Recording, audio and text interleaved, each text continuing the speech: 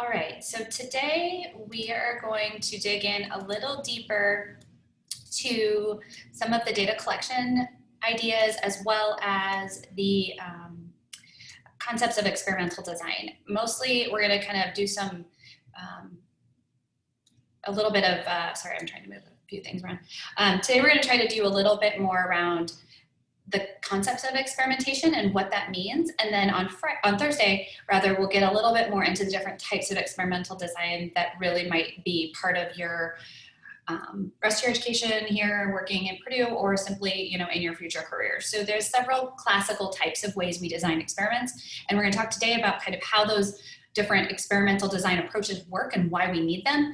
And then on Thursday, we're going to go in a little deeper to the types of experimental design, and you're going to have a practice that you're going to do some work with that on Thursday during lab. So with that, I'm going to go ahead and start.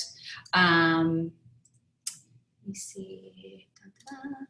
All right, so a few quick reminders. We posted a discussion board, and again, this is going to be every week. There'll be a discussion board, and you'll have two sets of posting deadlines, and these are now, I think, we figured out Brightspace to put them in the timeline in the course schedule, so the reminders are all in there as well.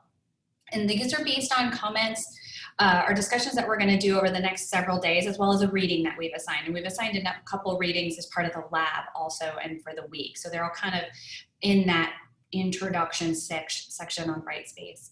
So that discussion board first post is due on Thursday, I believe, and then the responses are due the following week.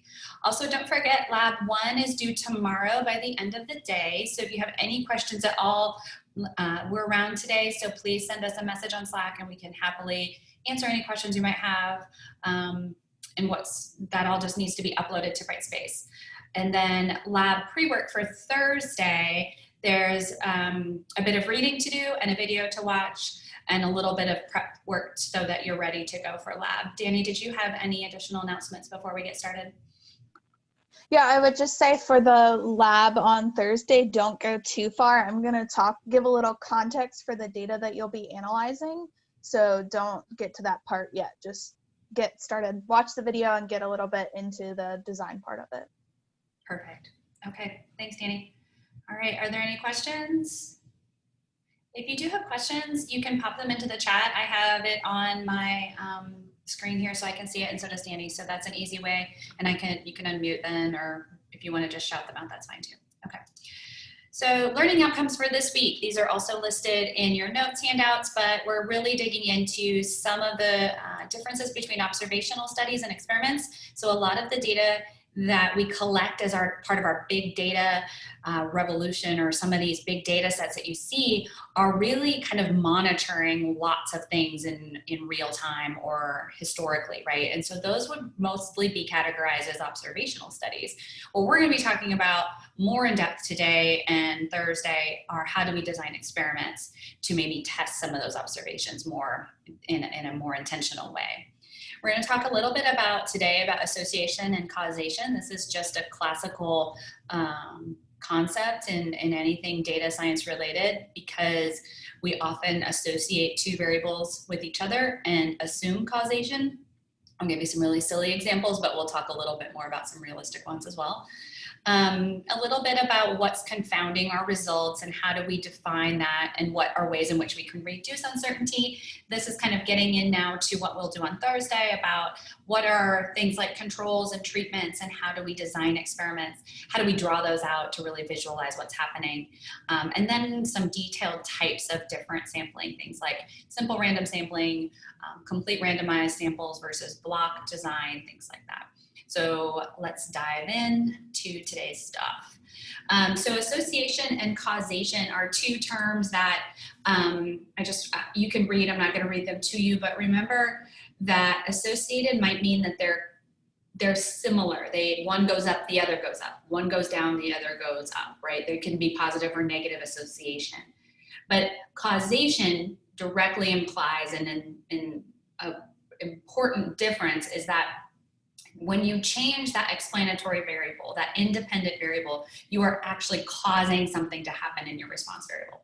So this means that there is a direct link, and this has to be fundamental in the context of what process is happening that actually causes this. So it's not just that, hey, I observed that a certain thing went up and so did this other thing.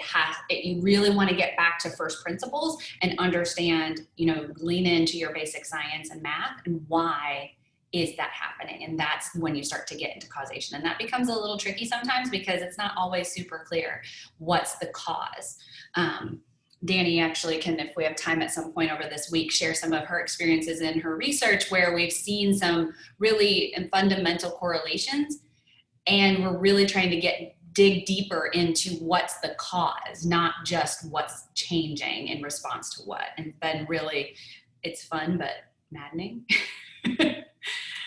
And so this is a great example. I hope you can see this okay. I blew it up super big, and so it's kind of hard for me to see because I've got too many windows open. But this is a plot of number of TVs per 100,000 people by country, right? So each of these little dots represents one country. And then on the y-axis is life expectancy. And this is just a regression plot. You've done these probably since 5th grade, right? These little XY plots, you fit a best fit line through these. And you get this R value of 0.74. We haven't shown any other data as far as the statistics go, but generally it looks like there's a good trend here. But I don't think any of you would argue that if you want to live longer, you should go buy a bunch more TVs, right? So there's something else going on here, and that's the idea, right? So let's look at some silly ones. There's a whole bunch of these if you want to go and, have a good laugh, because there's always, in the face of a pandemic, it's good to have a little joy in your life. But this one, similarly, right? We have the number of Facebook users and, the debt crisis in Greece, which happened almost 10 years ago now, but this kind of trend, obviously, they both are going up. So did Facebook cause it? Probably not. Is global warming a hoax? Well, the National Science Foundation budget went up, and so did temperature. Are these two things linked? What about how popular the name for little girls of ABE is for how much prices went up in housing, right? So these are super silly ones. Nothing really clear is obviously connected, and it just kind of highlights the fact that we can be really intentional about this and they can be obvious, but sometimes they're not. And so let's go back to how these things fit together. So in these cases where we were talking about, the National Science Foundation's budget and global temperature, they both went up at the same time. Which one is our response variable and which one is our explanatory variable? Which one is causing and which one is not, right? So we want to think through those response and dependent variables. We did this a little bit too last week in lab, and many of you were discussing when you discussed your plots that, in hindsight, maybe I should have put, for example, GPA as my response variable, my dependent variable, because that's kind of affected by things like sleep, or maybe, alcohol consumption, or maybe, how much you study or things like that, right? So being really thoughtful about which one of these is the response versus the explanatory variable is pretty important. But what happens is often we get these confounding variables, and I put one in here because there's a lot of them that can be causing things to change. And we're going to talk a little about this, but basically these confounding variables are things that may be the one actually driving the relationship, or they may be something that's actually causing you to not understand the true nature of the relationship.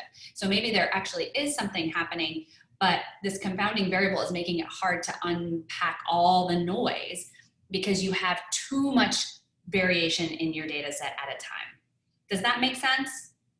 It's really hard to get any feedback on Zoom, so I apologize, but I'm just gonna keep going unless I see some hands raised, like stop, slow down. We're okay. All right, thank you. So back to our TVs and our life expense. That's a big word apparently for me this morning. Life expectancy is that, what would you say in this case? We put TVs down here and life expectancy. So likely, TVs are probably, I don't think I have these in here. TVs are probably our are X, and life expectancies are Y, right? But what's happening actually? What do you guys think might be? Either write it in the chat or unmute yourself and give us some ideas about what actually is going on in this context. What are some proposed alternative X's or some proposed confounding variables?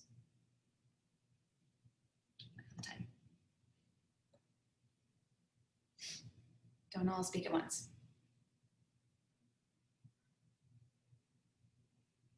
What do you think?